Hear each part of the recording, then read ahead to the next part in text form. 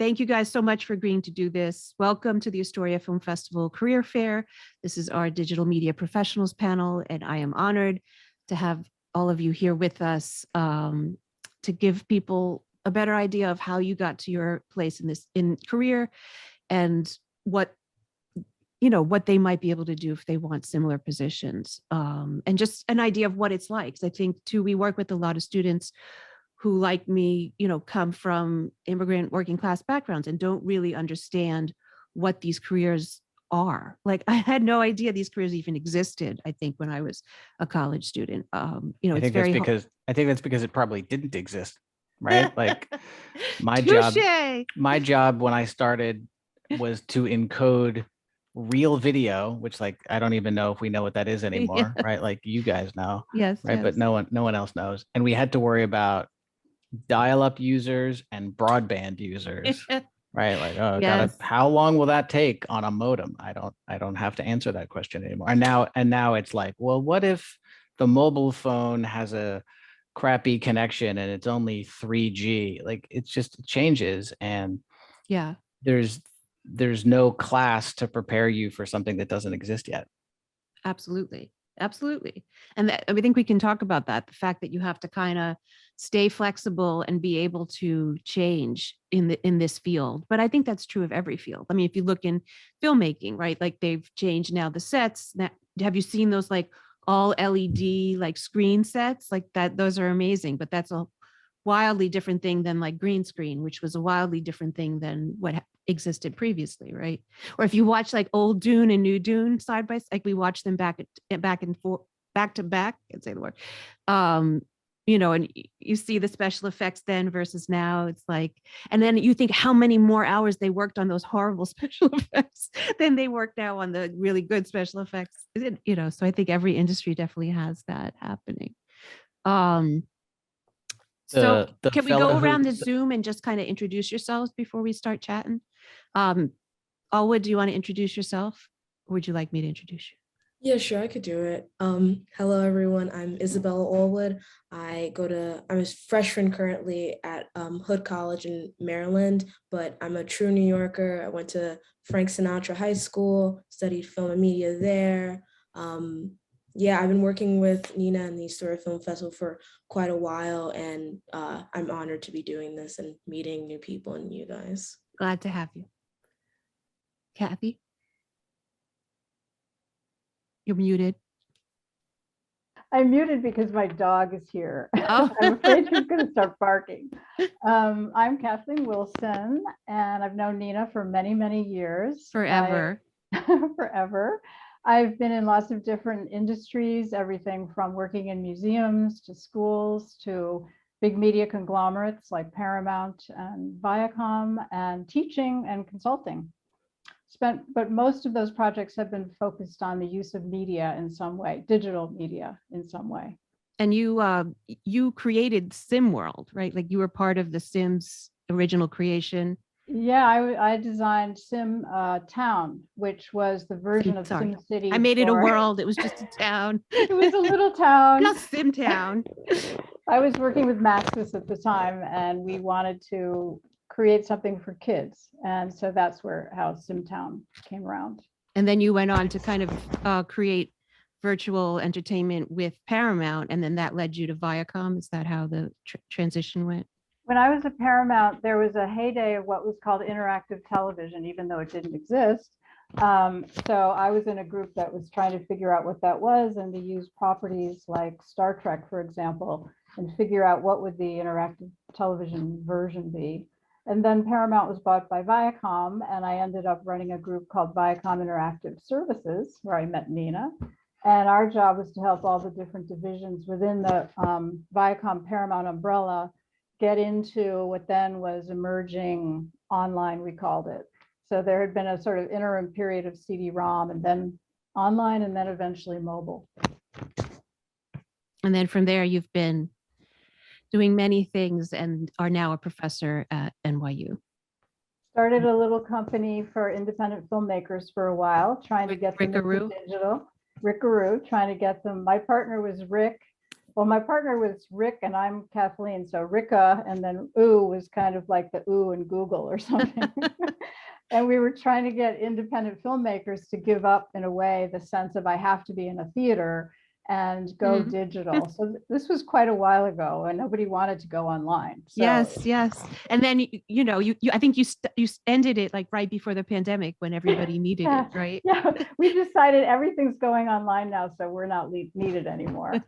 And I consulted a lot. And of course, teaching at ITP at NYU is still in this kind of art and technology intersection.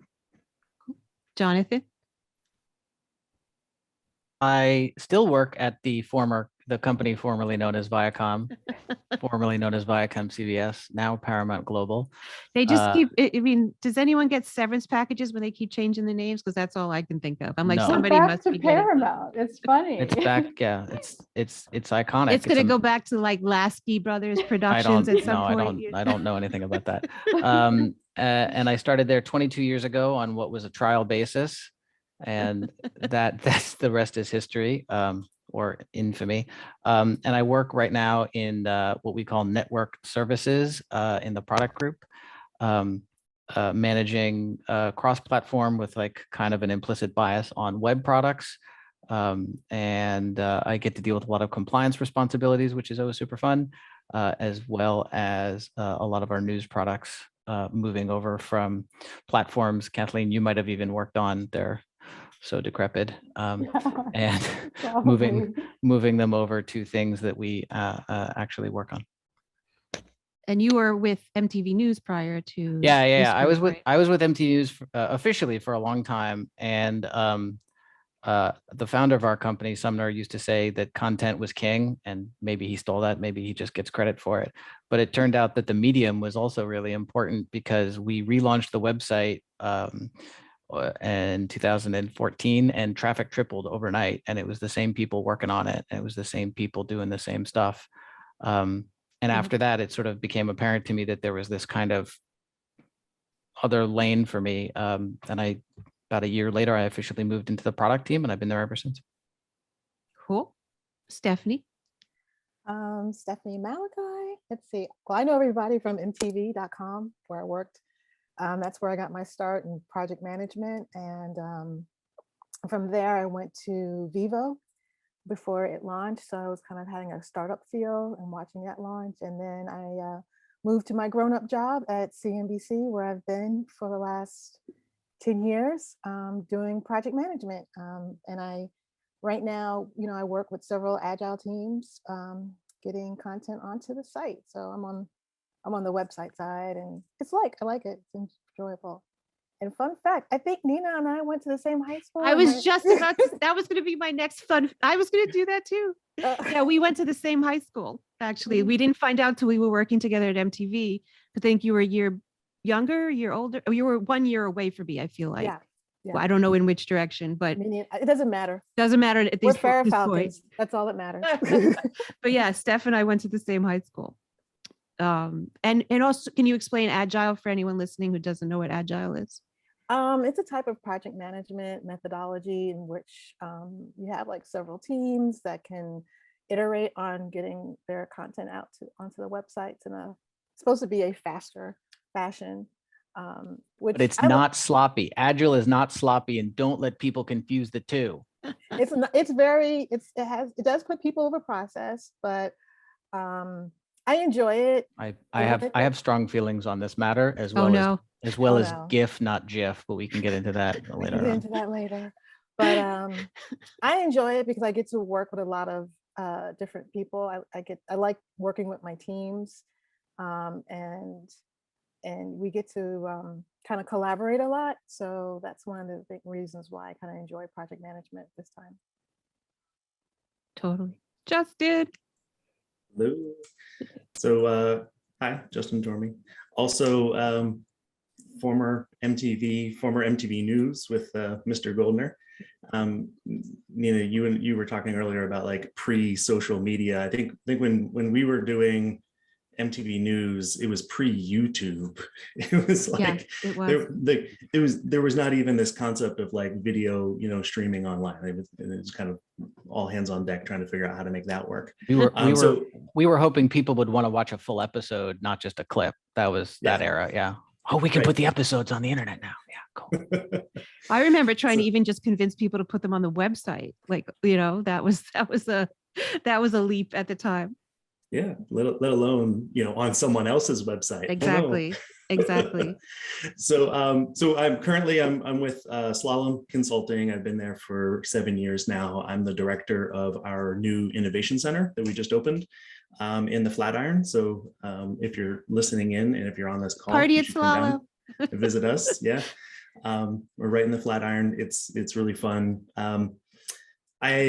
So I have background in media, also telecom. I left the media world and went to Alcatel-Lucent, now part of Nokia, and AT&T for a while. Kind of dabbled in that space for a bit, and then ended up here at Slalom.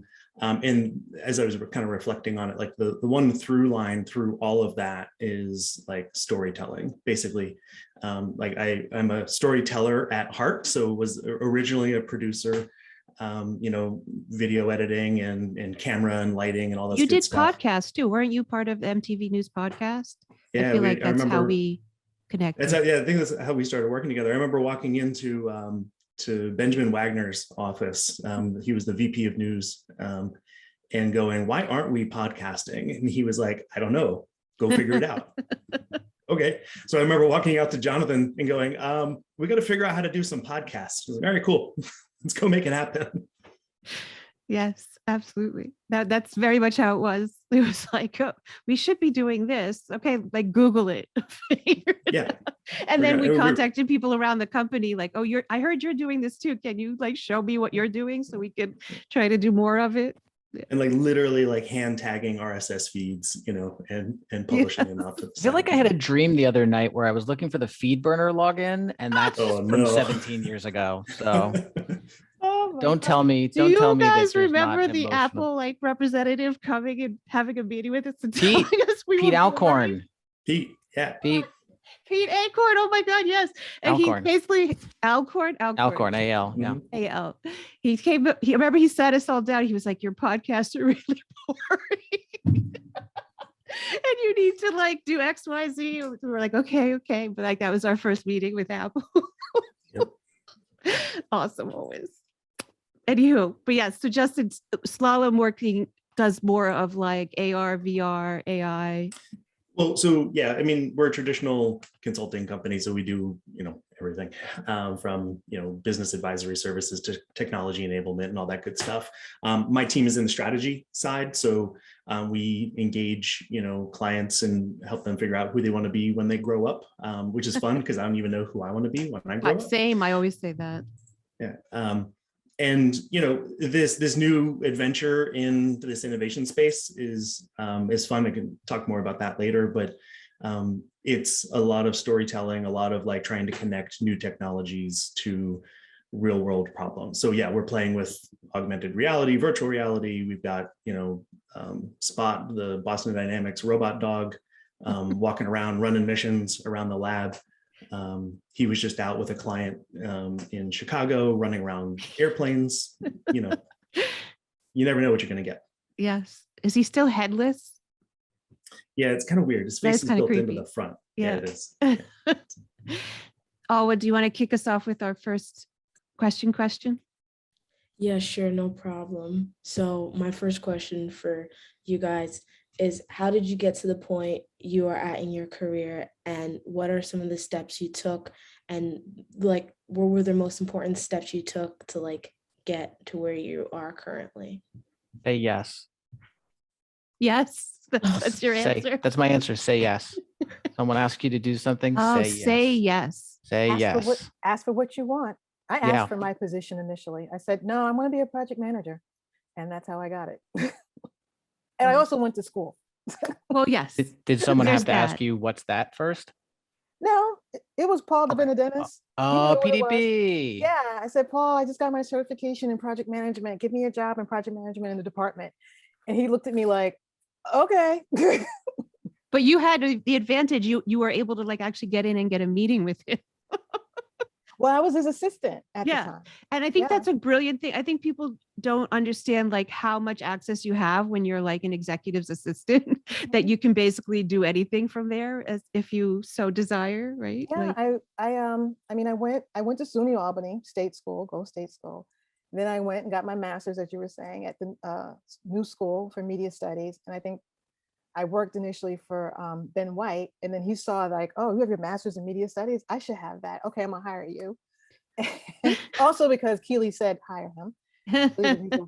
yes. And you know, I got into MTV, and then I kind of talked to everybody to see what their positions were like. And then I liked working with the project managers. And then Monica at the time was the head, and she told me where to go and what classes to take.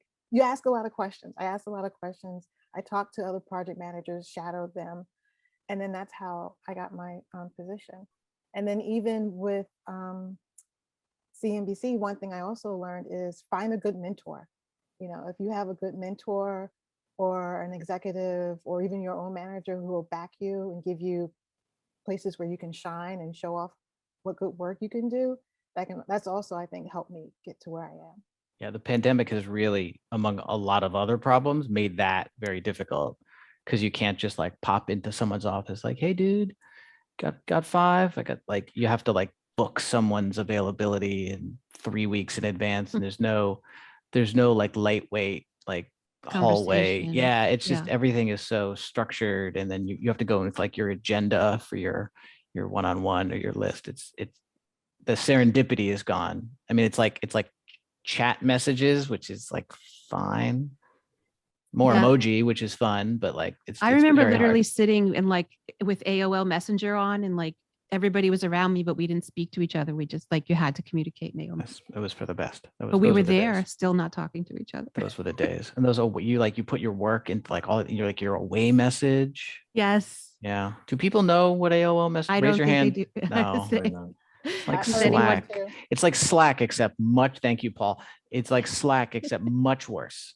Much worse. But Jonathan, what I found helped with that, especially because like recently I did get promoted last year, was I put one-on-ones on calendars. Yes. And then with my manager, I put a weekly career development meeting wow. on for 30 minutes or bi-weekly. But that I think also helped, and keeping track of everything you're doing to get to the position that you want, or to get, keep that discussion going and keep it top of mind for people.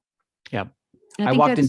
Sorry. I'm sorry, Nate. I walked into my boss's office a bunch of years ago with like a list. It was, I think it might have been my annual appraisal. And I was like, hey man, this is a list of things I do here. Are you aware of all this? And he sort of was like, I see what you mean. Let's figure this out. But like, I had to go with a list, not like, I'm too busy. I can't like do that thing you just asked me to do. Cause then like all your boss hears is no. Right. Like walk in with like, here is the shopping list. Are you aware of this? My supervisor now calls them side door projects. And those are fun and interesting and problematic sometimes. How are they? What's a side door project? Someone in the company commits to building something that they get in and over their heads, and then they need help, and then you have to bail them out. And Gotcha. if you like, well, good luck. Here's some documentation. Have you Googled it is also sometimes fun. Like you politely decline, like, I'm sorry, I'm not aware of your project. I wish you the best of luck. Like, then they just go to your boss, like, make so-and-so help me.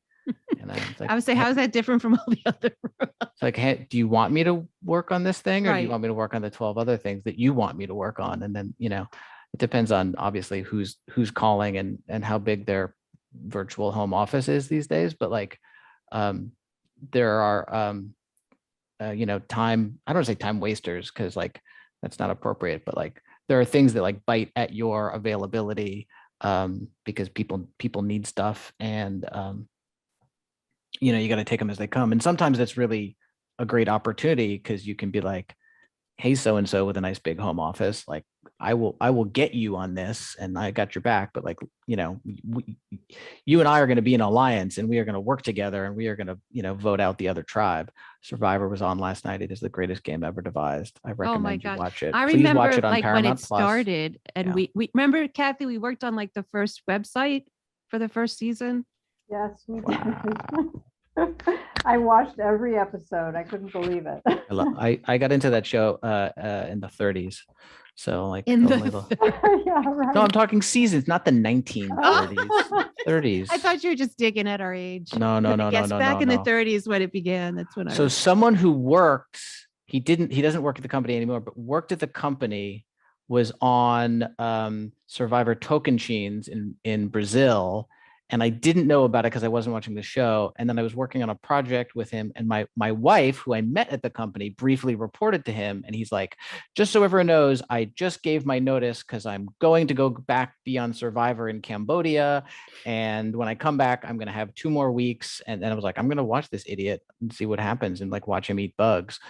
And that's how I got into Survivor. So I think it was 31, season 31. Interesting. Second chances. Please watch it on Paramount Plus, the greatest software ever devised by humankind. You don't have like a video in the Isn't it as back. good as No, I Peacock? don't. Is it as good as Peacock? I don't know. No. I don't know. I don't know. I Network don't know. Wars. No. Network works. Well, we had Discovery Plus was supposed to be with us, but he just tested positive for COVID. So Oh, I was wondering. that's why he's not here. Literally yesterday, 3 people I know tested positive for COVID. So everybody be careful. It's happening. Masks on. Yeah, it's coming. It's happening. It's coming Yeah. again. But Jonathan, to your point, what we call them is stretch goals. And those are like taking on stretch goals. That's a nicer way to put That it. is a very Nicer way to put elegant it. way to say that. That's an opportunity rather than a problem. Yeah. Those are the Yeah. extra problem, the extra work. you The can go extra about. note work. The extra work. I think though and it depends on like how your group is resourced and like the culture and some other things. But like if you're making your boss look good by adding those things, like, yeah, absolutely. Like I got into social media, but almost by accident. And I was like, I don't know what I'm doing. Like I figured out how to do a hashtag. Like, okay, I'm in charge of the MTV News Twitter now. Here I go. Like, and like the bar was so low at that moment. Right. And then I made it part of my job and I got decently good at it and I built it and had to tear it down, which is, another problem, another story for another time. But like, if you can make it part of what your boss is looking for or your group is trying to achieve, saying yes to those types of things is a great way to advance. It just has to be additive, not competitive or, reductive. And then also, like what you said, doing things to help the culture of the department. I found like, working on the fun committee. I was on the fun committee. And even like during COVID, we would have virtual games. And That sounds like I'm watching Severance. Is anyone watching Severance on Apple TV, Apple Plus? And the fun committee sounds like a horror show. well, Watch Severance, you'll understand what I'm referencing. we would do things like have virtual game day with prizes and, you want to get yourself known, get yourself out there. True, get yourself, true. Like to see that you can, come through with things. And That's true. Your brand, your personal brand does not have to be how many widgets you can make. It can be how fun or reliable or loyal a widget maker you are. That's absolutely appropriate. I agree. We did make widgets back in We the did day. make Literally. widgets. Remember Yeah. those too. We did make I widgets. remember the widgets. I do remember Oh, widgets. XML. It all comes back Please, to XML. please Oof. never, But please never come to- back. To echo one of the things that JG mentioned was saying, yes, I have found that asking people for, help or to get involved or whatever, like 99% of the time, people will say yes. And actually the person who taught me that lesson was Courtney Holt. So when he came to MTV, first of all, I was like, man, he's got gold records on the walls and platinum records on the walls. I was like, this guy is music. And he would say, well, just pick up the phone, call and just find out, like, see if we can go do it. And I'm like, I can't, I got to call the assistant. I got to do this. He's like, no, just pick up the phone and call the executive, whoever it is, like, and just ask them for help. He said this, he said, people always like to help. Oh, all right. And it's proven to be true. Yeah. Like you just pick up the phone and ask, like you said, Steph, like, hey, I want to have this type of job. Someone's going to try to help you with it. And so, already to get back to your question, picking up the phone and asking for help, or asking for, hey, 15 minutes or 20 minutes just to chat about, my career or how I might get into this industry. I've never met a successful person in the various industries that I've been in that hasn't been willing to help, especially, a high school kid or a college kid calling, for first time, interviews and advice. Yeah, no, I agree. I think I'm just thinking back to when I was in, graduating college and did that. People were not thrilled, but it was a different generation. I think the current generation is better about that than they used to be. I mean, that's how I got my first job editing. I was literally cold calling. I opened the Yellow Pages. If we want to talk about like how old I am. It was like Google, except on paper. In a book. It's like, yeah. We printed the internet. A giant book. So I had the Yellow Pages. I opened it up to like video and just started dialing every single company that had video in the name. That's a good hustle. And just came across, and this one guy was like, yeah, come in on Tuesday. Sat down, talked to him. Turns out he was also a graduate of the school that I was going to. And so it was kind of like, oh, this is a nice coincidence. And then he hired me.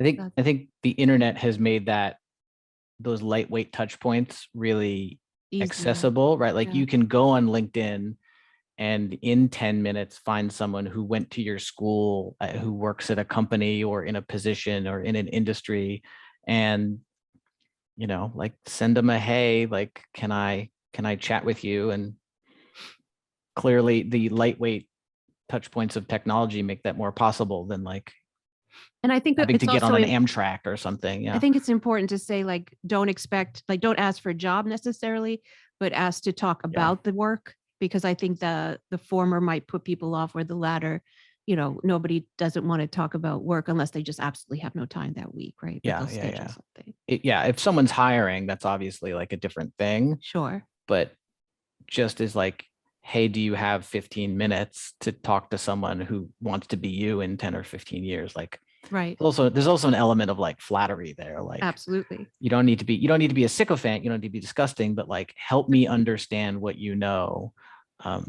To Justin's point, like that's a basic human nature. People will say yes.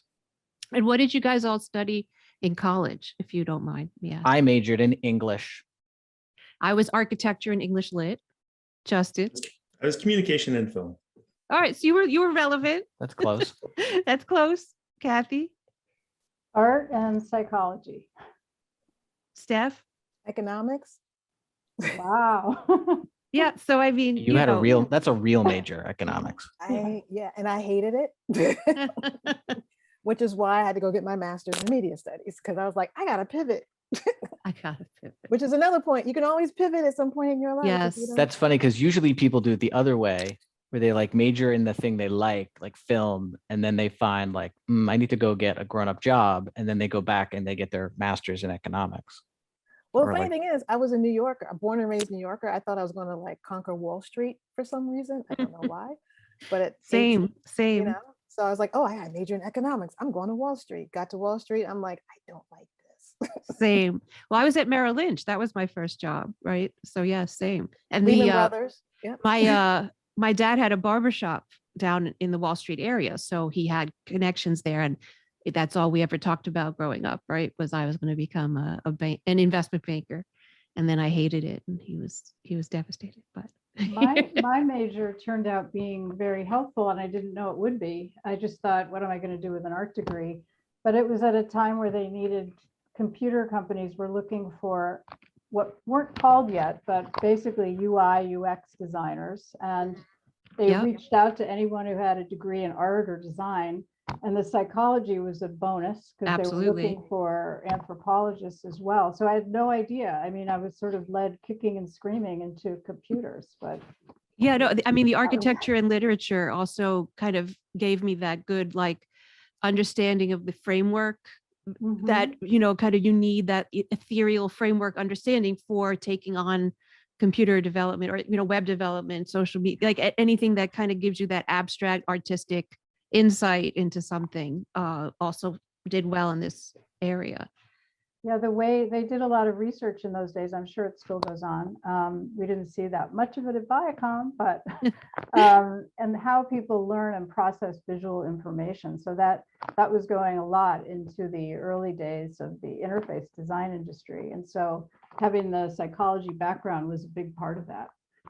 They did a lot of that at MTV when I was there in the early aughts.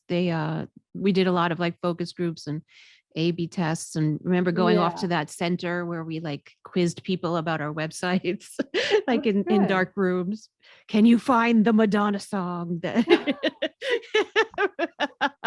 Remember those? But yeah, definitely. That also because I had gotten the master's in developmental psychology, and then when I went back to MTV, they were like, "Oh, that was why I was hired for that position," because they were like, "Oh, you can help us figure this out, right?" Do the research. Yeah. I think helping people figure things out is kind of what I've been doing for most of my career. I've been trying to find the polite way to say teaching old dogs new tricks, because I don't know that there is a polite way to say that. But how do we take this new thing, the internet, streaming video, podcasts, whatever it is, and how do we apply it to this, business challenge, whatever it is, selling more ads, getting more subscriptions, getting a larger audience. Yep. Yeah. How do you take these new things and think about them differently? And actually that funny story, I think Jonathan might remember this story. When I was interviewing with MTV News, I still had my production resume because I was, producing and had my, camera skills and different things that I knew, and I had a little skills section at the bottom. The skills section had, like Avid editing and, whatever camera it was. But I also had construction, carpentry, welding, different things that I had done. Yes. And Michael Alex asked me, he says, welding. He's like, why the heck do you have welding on your resume? And I'm like, because I wanted to learn how to weld. And so I went to trade school. I guess I graduated college, went to trade school, figured out how to weld. And I thought it was pretty fun to do. And I like to tinker and build things. That's awesome. Yeah. And it was like 6 months later, and he goes, he's like, I hired you because you had welding on your resume. I'm like, what? Like, he goes, no. He's like, I guarantee I'm never going to ask you to weld anything. He says, but I can also guarantee I'm going to ask you to go figure something out. I'm going to ask you to go learn how to do this thing. And I want someone that can go and figure it out for me. And so he says, that's why having that, weird skill on your resume was important, because I knew that, so take podcasts as an example. It's like, I knew, I could go, hey, figure out how we do podcasts, and, we would go do it. Yes.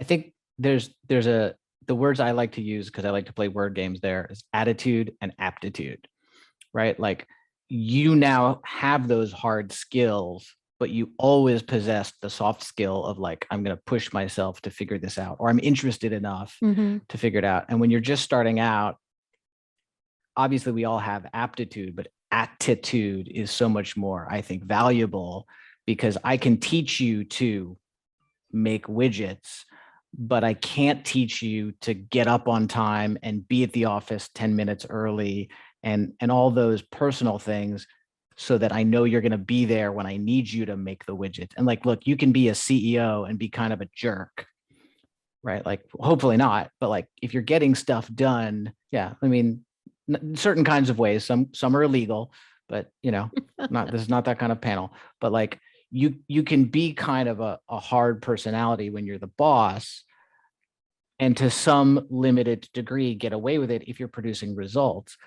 When you're starting out, you don't have all those work experiences or CV points of hard experience, but you can say like, I'm going to work my tail off, and I'm not going to be dissuaded because something is difficult or I don't know how to do it at first. And those types of things, And that approach really stands out to me whenever I'm looking for sort of an entry level or, a lower level experience. I shouldn't say lower level, that was less experienced position. Like I can teach you to do the thing I need you to do if you're willing to learn.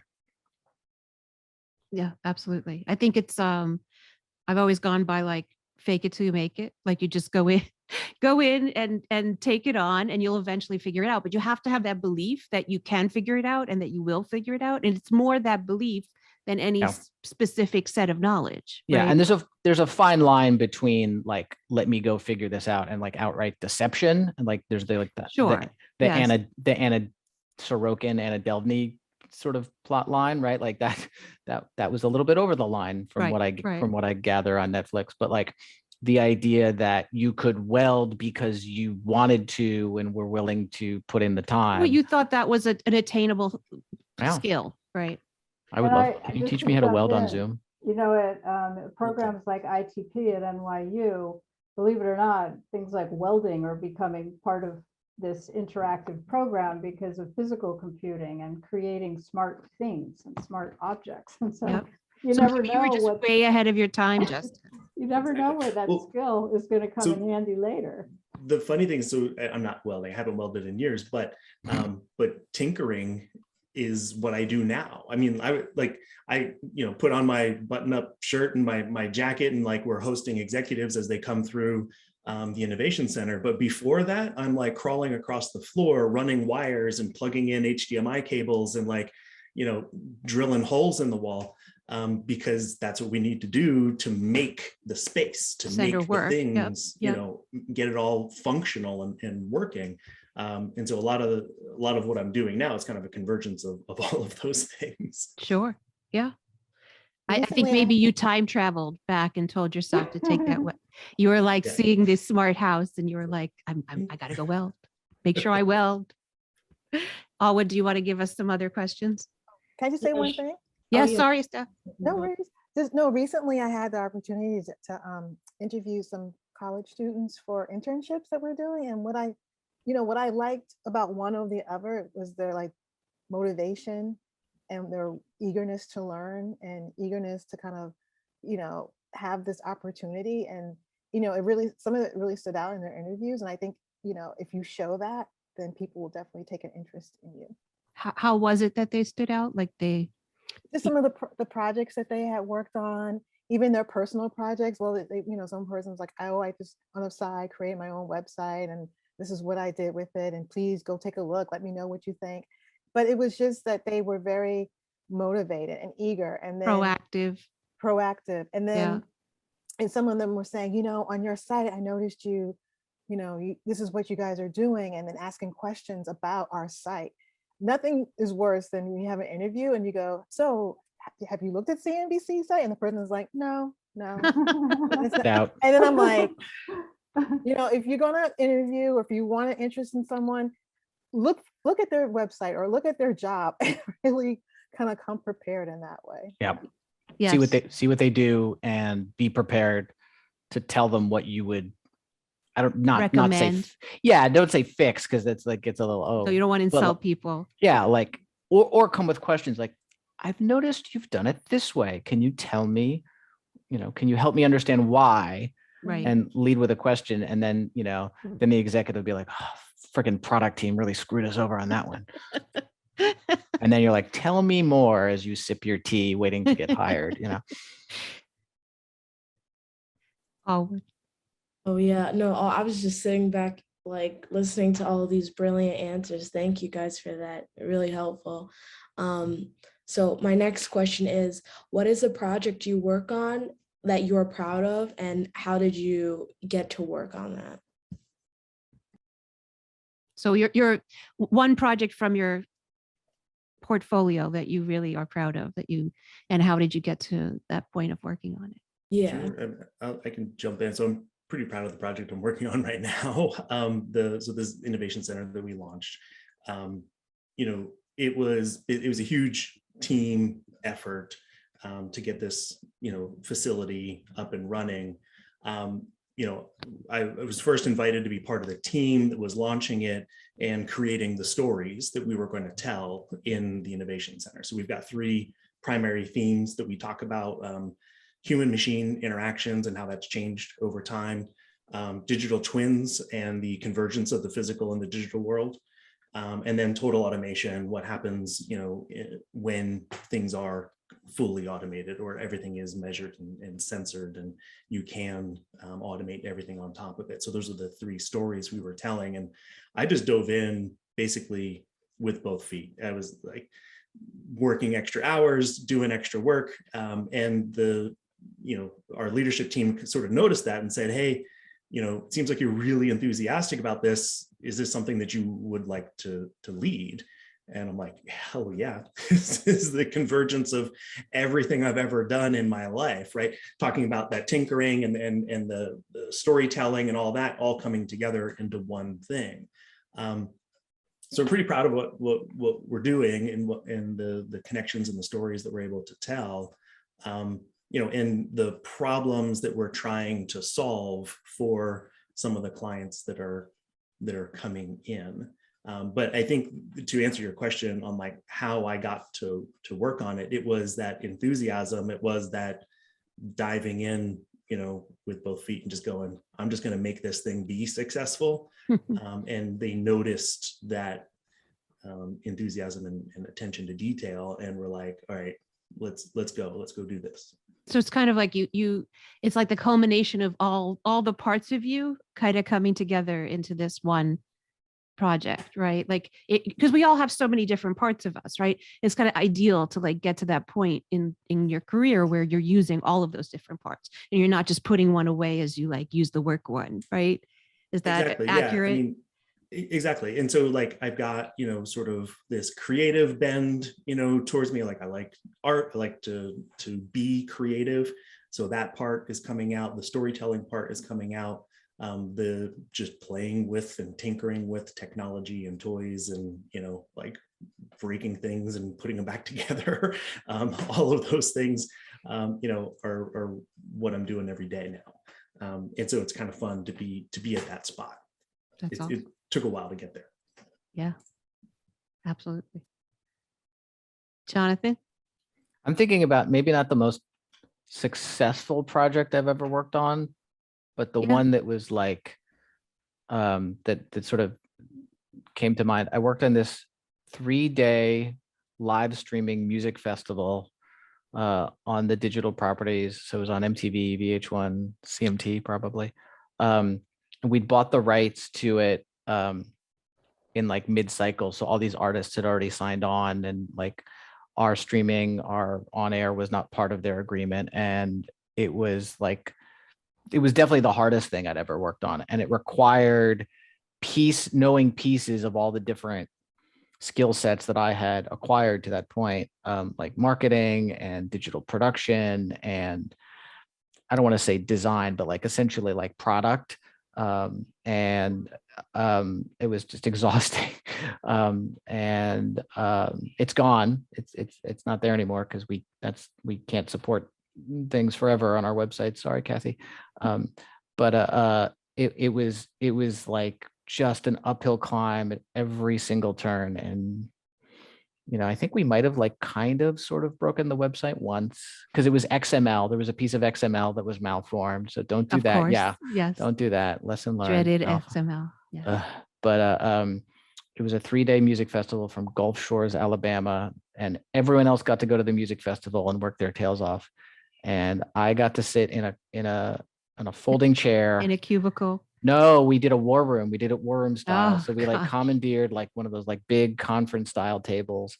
And I just subsisted on like Starbursts and soda and adrenaline for 3 days. And I would just like come home every night and like sort of like weep with exhaustion and just go back the next morning. I think that Monday, because everyone else was traveling back from Alabama, I may have gone into the office in, if not my pajamas, the closest I ever came to actual pajamas, like complete IDGAF kind of mode. Like we did it. I was definitely wearing a hoodie, but that's the thing that was like one of my like signature projects, the Hangout Festival, That's awesome. Gulf Shores, Alabama. In like, what was it, in 1999, I think, Sundance Film Festival, which was one of our clients in Viacom Interactive, decided that they wanted to live stream in 99 over a landline. They were live streaming interviews with celebrities that we were then. So basically they just kept crashing, and we were back in the office like, we were like, just send us clips and then we'll put them up. Like, no one's going to know whether it's live or not, like nobody else is doing this. So basically I was sitting there in the office, like getting the clips and like putting them on, pretending they were live, like that was kind of how we, nothing is real. Everything is an illusion. What was great though, is that it was a great case of very early podcasting. I mean, they were running around, the guys that were sent out there and just sort of on the scene reporting, and it was sort of new and different, and everybody was freaked out. It was a really good project early on. Yeah, if your brand, if your organization has the risk tolerance to try something like that, it is hugely freeing. It is hugely liberating, as opposed to like everything having to be perfect and shiny and polished the first time. Because I don't. Very, very rarely. And it's hard to function and be creative in a culture of everything has to be perfect the first time. Absolutely. But I also it was the 90s, the 90s were great because we got to do like tons of things. And, like we were doing, remember that thing we did with the Friends set? Like you can purchase items on the Friends set. What was that? That was like conjunction with some TV top like device. That group was basically a greenhouse for Viacom. In other words, it wasn't a profit center. It didn't need to make money. It had corporate money to run around and try fun things and do crazy things like that and try to see what we could do with different properties. But do you remember, Kathy, the name of the company that we did that, like purchase the things on the set? Right. I don't remember. It was like a set top box that you could it was an interactive set top box, kind of pre-TiVo kind of thing. It may have been TiVo. There were a lot of those, a lot of cable companies were experimenting with interactive TV kind of. It was very, very clunky and pre-broadband. The interactions had to be extremely simple, but the field was wide open in terms of what do you want to do with this stuff. I don't remember the project. The first car did not go 80 miles an hour on day one, right? Like, but it went. Exactly. I don't think it even had windows. So there you go. It may not have had windows. There's a children's. That's why you wore those things. Yeah, everyone had the aviator glasses. Yeah. There's a children's book I love, because this is one of my other jobs, is picture books by a woman named Andrea Beatty, called Rosie Revere Engineer. Oh yes, and if we used to have those. If you have a small child in your life, especially a little girl, they are awesome, because it's a story of someone who's afraid to fail, and she does, and it's spectacular, and they learn something. And every single time I get to read it with my son, I get all misty. And they have it flew and she learned so much. It's her first iteration. I think they've done a show like Iggy Peck Architect. Yes, Ada Twist. Ada Twist is a Netflix show. That's very sciencey. That is a great show, and the Obamas. But it's the same. I think it's the same production. It's the same IP, but the story of Rosie Revere Engineer I love because it celebrates failure, and so few cultures are good with and comfortable with celebrating failure. I love so much. Right, and that's the point. Spoiler warning for anyone who hasn't read Rosie Revere Engineer. She fails, and it's wonderful, and she learns, and it's celebrated, and it is exactly the way organizations should function, assuming you haven't gone completely crazy and inappropriate, but like you have to feel like you're working with that level of safety in order to feel comfortable running around Park City, Utah with they literally were like, do you want to be interviewed? Do you want to be live on the internet? People were like, what's that? And that was also the era where like you did things on the internet. So when someone asked you, what are you doing on the internet? You could say, this is what we're doing on the internet. Like you needed a website because the answer had to be yes, right? Not because it like did something or provided a function. It was just because you were in the club. Exactly. you know, at ITP, the failure thing is just hard baked. It's iteration. It's all about Yes. iteration. And even if it fails, the process of going and trying to achieve is kind of what's really celebrated. So I think, you know, that's a really interesting way to think about most of these projects in new media. You never know what you're doing at the beginning. Yeah. In my experience, the audience, even and like people are so mean on the internet, so like it's very hard to, you have to have thick skin, especially with like Twitter. But like no one remembers 2 days later. Like internally, like I can tell you every massive screw up, like, you know, the one I almost slit my own throat over, I felt so bad, but like the audience doesn't remember. Like it's just another, and like, yes, it's a touch point and it goes on the list, and there's a good list and there's a bad list, but like all the touch points matter to your audience. And it's not like if you screw something up, they don't come back the next day. If you screw something up every day, then they don't come back. Right. I'm curious to say, I was going to ask Stephanie because I didn't hear what your input. Is there a project that you are especially proud of currently in your portfolio? I have a few. I think for me, mostly the projects that were challenging. I know with Vivo, I had to live stream Pitbull from Brazil. Oh, wow. And they wanted a count. I know they wanted a countdown clock. They wanted it to be in like English and Spanish. That was the first time we ever had like a dual language. Part of me had to come up with some art designs because what the team in Brazil was sending, we didn't like over here. So I was pretty proud that when that countdown clock went to 0 and Pitbull came up on the screen, I was like, yes. It was like, you know, and then recently we launched a cross-brand initiative, which was one of the first ones that I had to do with NBC News. And I had to work with their team, and I didn't know their tech stack, and I didn't know their team members and how they organize things. All I knew was CNBC, but being able to learn and work with them and know what they do and how they expect things. It was challenging, but we got through it. And I guess I got that because I asked for it. Sometimes you just gotta have to ask for your challenge or ask, and that's how you kind of broaden your skills. So you asked for that specific project to be part of that? I wanted to be part of it, yeah. Even like the Pitbull one, I was like, yeah, I want to do it because I wanted to do a countdown clock. Back then, I don't know why, but it was just like, yeah, let me just try it. And it was from Brazil. I thought it'd be fun. Sounds awesome. Yeah, but to your also point, I think you also have to have an organization or like senior management that'll allow you to fail fast, you know, that'll say, you know, we want you to fail so we can learn from your failures. Like we need to figure out how to do this. So let's get it done and go from there versus like, if you don't get this done right, you're done. Right. Right.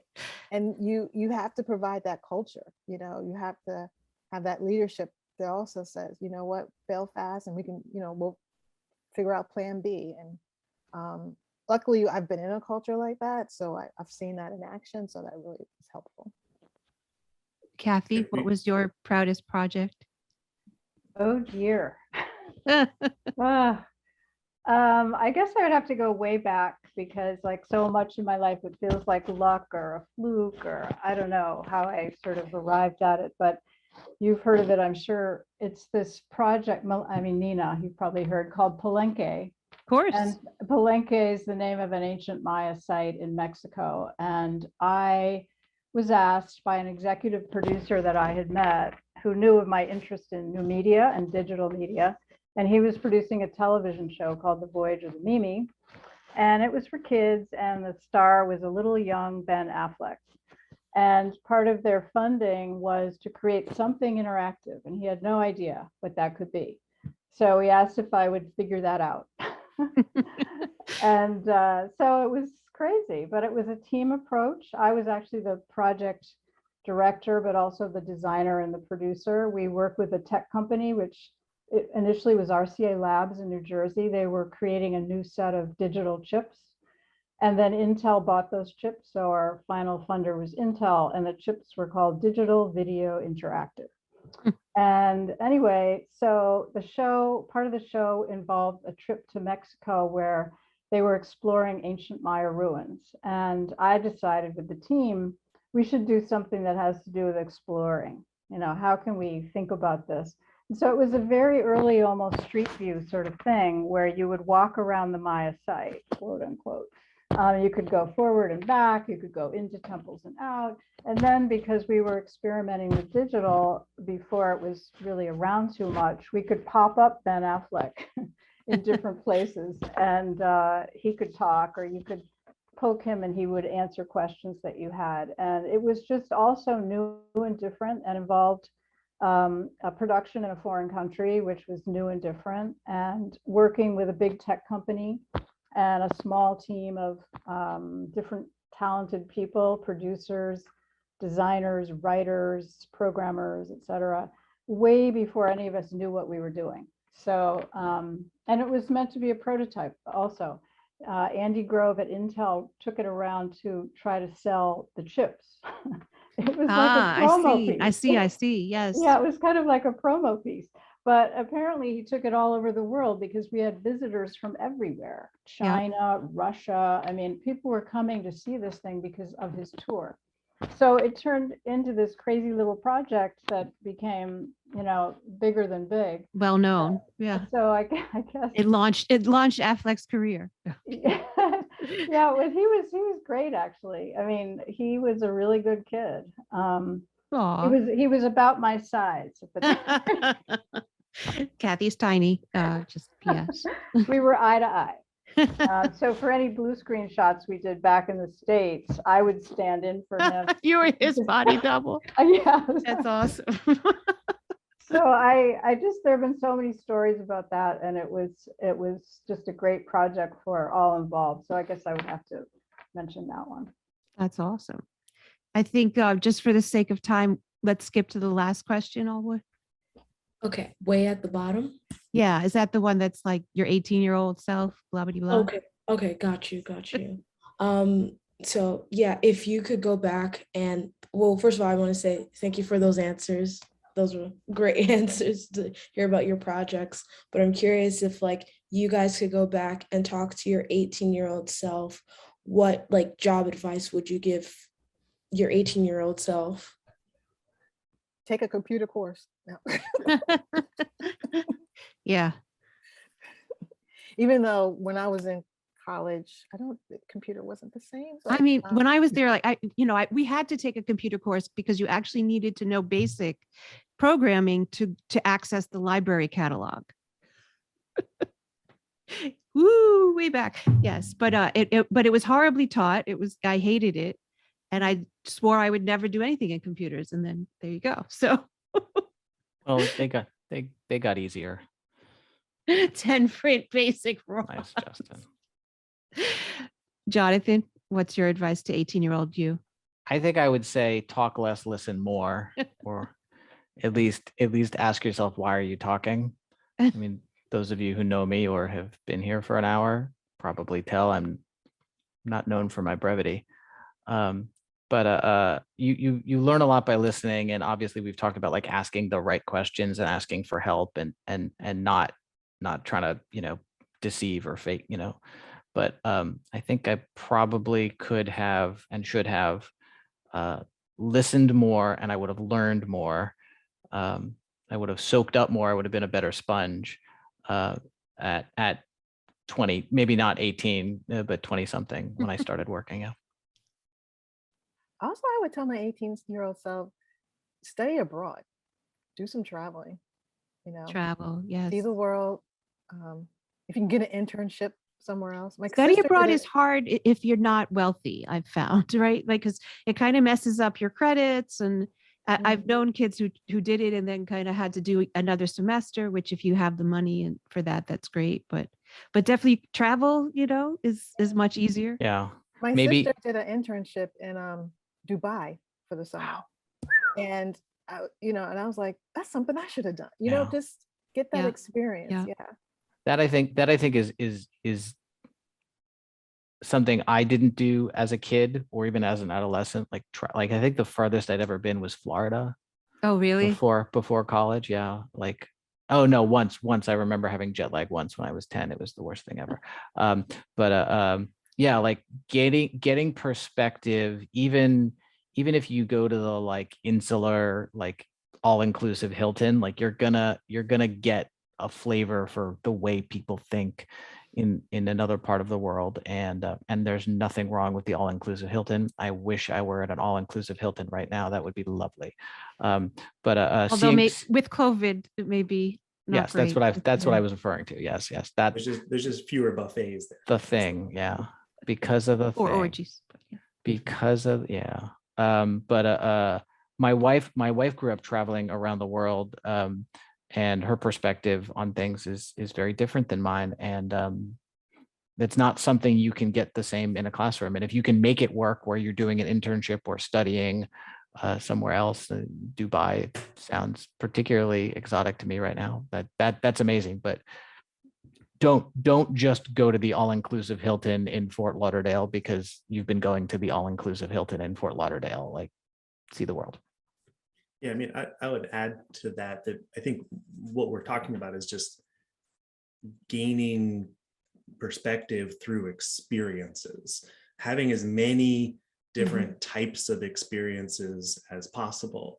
You know, I would go back and tell my 18-year-old self, you know, kind of what Jonathan had mentioned earlier, just say yes, go do the project, like whatever. So someone asks you to go do this thing, yeah, go do it. Like, what's the worst that could happen? You fail? Like, all right, fine. You're like that'll come back, that'll help you, you know, like Right. It's okay. You know, I'm fortunate enough to have had, you know, parents that would give me that foundation to let me go and explore and try things and fail. Even for young folks that don't have that much of a support network or might come from a different background than I did, you know, there are still experiences to be had or experiences to be gained, and they could be paid experiences. You got a job doing dishes at, you know, this restaurant, but man, the stories that you're going to gather from that, like if you want to be a filmmaker or a storyteller or whatever, you have to have stories to tell. And so Yes. going out and getting those experiences, especially early in life when there's so little to lose. Yeah. You know, right now it's like, you know, I got kids and I got car payment, I got a house, and it's like, I can't go get all those experiences and ignore the bills that have to be paid right now. So there's That's a really good point, though. immense amount of experience it. freedom in youth right now. Yeah. I tell my kids all the time, you better do it now while I'm paying for it. Yeah. No, But while you have it's that true. security. Like, Yeah. So I true. kind of want them to have, you know, experiences. And I told my daughter if she wants to study abroad, do it. But, you know, like I say, do it now while I'm paying for it. Yeah. Because once you get that first job, I'm done. No. There's like 20 minutes in a person's life where they can just start to afford to do things they want before they're not allowed to do things anymore that they want. And Yeah. and that may be 25 minutes or 45 minutes or 12 years for anyone. But yeah, responsibility is a thing. And you don't know it at the time, right? But yeah, get out and use whatever free time life or your commitments afford you. So like if you're working, that's great and you know, appropriate and necessary, but figure out what your free time or time off looks like and maximize it. And if it's paid or unpaid, you know, things vary, but like be sure to use that opportunity. Free time is a resource, right? Like what's the tweet that goes around every couple of weeks? You have the same amount of time in the day as Beyonce. So like no, I see those. I see the tweets where it's like you don't have the same time as Beyonce because you don't have a personal chef and you don't have a maid and you don't have a nanny, you don't have a butler, you don't have a personal assistant. So no, my 24 hours are not. Well, we have different hours, commitments, right? We have different resources. I like the quote, everybody wants to be Beyonce, but nobody wants to do the work. So you got to do the work. Tell your 18-year-old self, do the work, you know, actually get an internship at what you think you may want to do. And that may be working for free, but at least you'll be around people doing what you want. Yeah, I think take all the internships, take all the jobs, take all the travel. And a lot of internships now have some compensation, which is obviously not necessarily where someone might want to be, but it's significantly better than literally nothing. Yes. Remember our internships? I had to go get like Oh yeah. berries, pick up laundry. And Yes. these days, these kids are actually working on Projects. Yeah. and doing things. So now's a great time to be an intern. Like to open up to the audience if anyone has any questions they want to ask. Otherwise, we'll continue with our questions, but just want to give people a chance if you have any questions that you've been sitting on and you'd like to ask anybody. Please either enter it in the chat or just unmute yourself and ask. Anyone?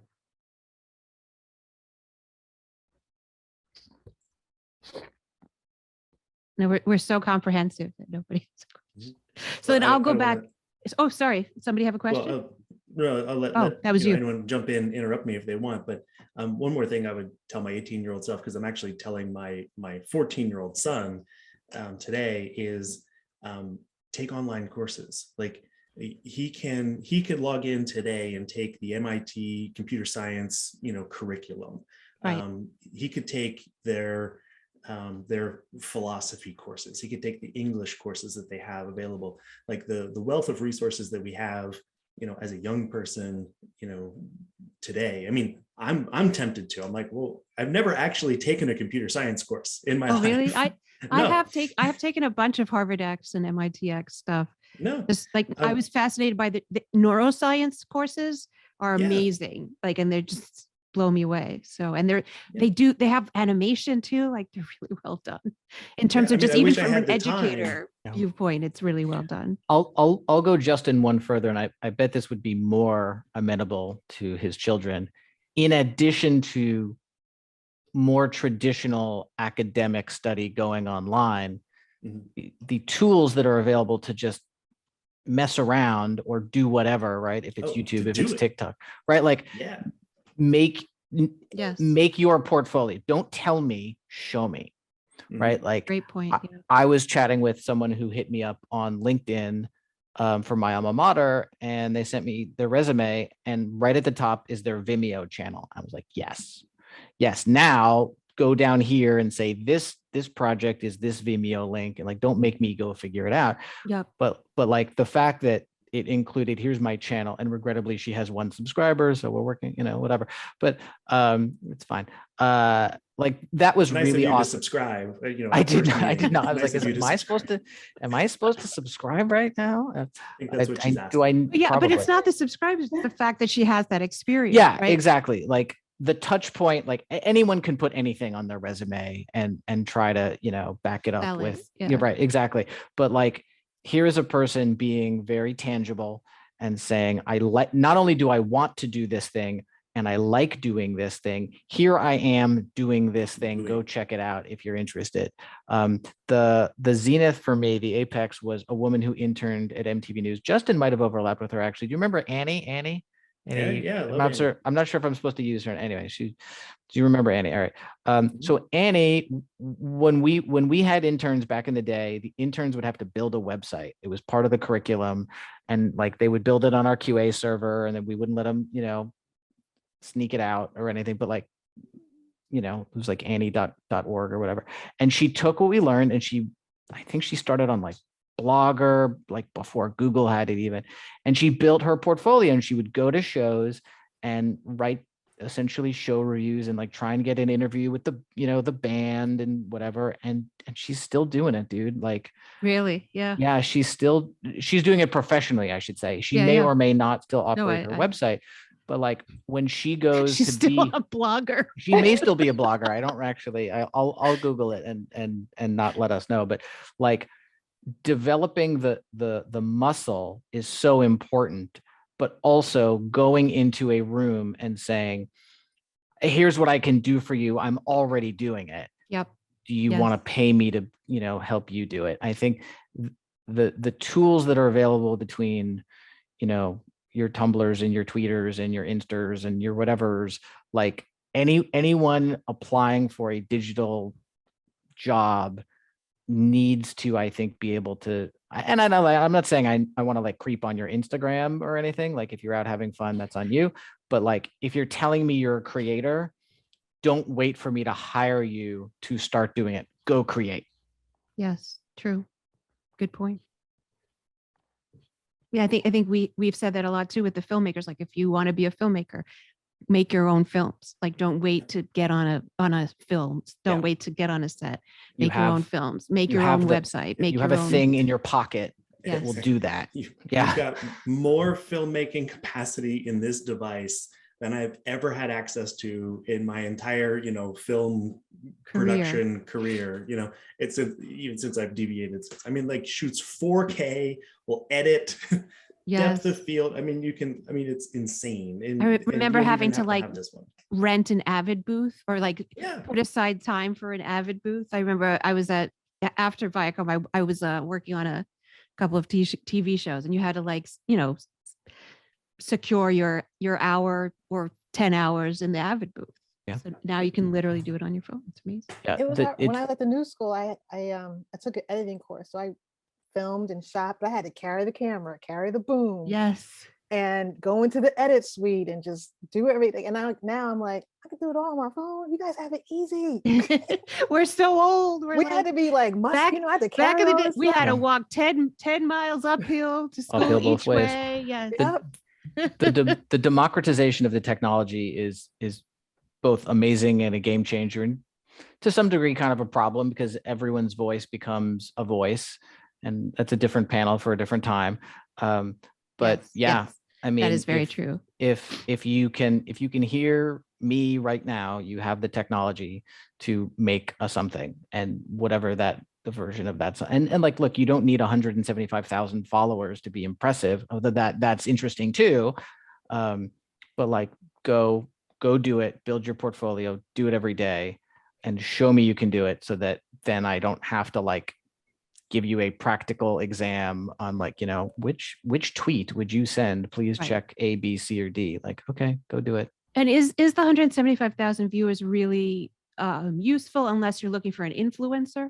Or is it that, I think kind of seeing something that's been done Yeah. is more I think it useful depends. as a higher. Yeah, I think it depends, right? Like, if I'm looking at someone's channel or their feed or their timeline, like, oh, you're really clever, you're really funny, you have 212 followers, cool, okay, that's fine too. If you have 175,000 followers, I'm going to be like, you're doing something right here. Is it what I need? Maybe, maybe not. Right. But I think that's a different metric. Right? Yes. And one is very qualitative and one is very quantitative, and both may matter. And I think the flip side then is, as a young person, or even someone like me who's not so young, like, your digital presence, your fingerprint, your footprint needs to be, I don't want to say airtight, that's very conservative, but like, it needs to match what you're presenting as part of your resume and your interview and your brand. And if it is, I am super funny and hilarious and clever, and I have 175,000 followers as a civilian, cool. But it also can't be something either wildly inappropriate or illegal, or in some way cuts against what you're presenting. The brand you are putting on the paper has to match the brand. Like, when I am interviewing, I'm going to Google you. Like, spoiler alert, everyone, I'm going to Google you. If you've made it past my 1 minute of reading your resume, I'm probably going to Google you. And if what I see is, a mugshot or something, I'm probably going to react negatively to that. But also, like, if your feeds or your timelines are public, I'm going to check it out, because those tend to rank really well for a person's name. So I couldn't say that to my 18-year-old self, because I was 18 before the things were invented. But I think for young people, making sure that what they do on the internet is either appropriate or carefully guarded, Right. preferably still appropriate, is important, so that when I go look you up, what I see is what you want me to see. Absolutely. Yeah. I mean, do your thing, but do it under a pseudonym. Yeah. And look, there's nothing wrong with dressing up at Halloween for the costume party. Like, that's fine and appropriate, and people should be using these tools to do that. But like, is that what you want me to see in my brief, very high level evaluation of you? Maybe not. I don't know. Well, I cosplay, and you can see my costume. I would say, depending how good your costume is, and if it's Star Wars, if it's Princess Leia, then would that make a difference? If I'm at Comic-Con in New York City, I'm a cosplay. I'm Jonathan teasing. knows. No. He liked it. No. I probably did. But there's absolutely nothing wrong with it. But I think as a person making the transition from academics to being a full-time professional, you have so little I don't want to say so little to go on, but your experience, it's hard. If you're trying to figure out whether that person's going to work out or not. Yeah. And that goes to my earlier point around attitude versus aptitude. And I might, if I find your personal feeds, whatever your platform of choice is, and it rubs me the wrong way, I might take that into account, even though it's not what you put in the cover letter or the resume or whatever. And the worst thing that could happen is me drawing that wrong first impression, or seeing something wildly, inappropriate. So I think for people who are active on the internet and like me, like using the internet for sport, not literally sports, although I guess that's true also, but for fun, for pleasure, make sure that what you're putting out there is something you would want an employer or a hiring manager to see if they find you. Good point. Hallwood, any last questions or thoughts? I think that's it for us. Or did you have any? Yeah, that's all the questions. Did you have any? We're at the end of our time, so I don't want to keep you guys over, but thank you so much. Thank you. I love you all very dearly, and I'm Thank so you, grateful Nina. that you came and did this for us, and grateful for your stories and your advice and everything. Yay! Heart eyes to you too. Thank you, Nina. All This you was had to fun. do was ask. See, we just showed up. Yes, exactly. I was like, guys, come talk on this panel. I miss you. So thank you for responding and thank you for showing up. I appreciate it.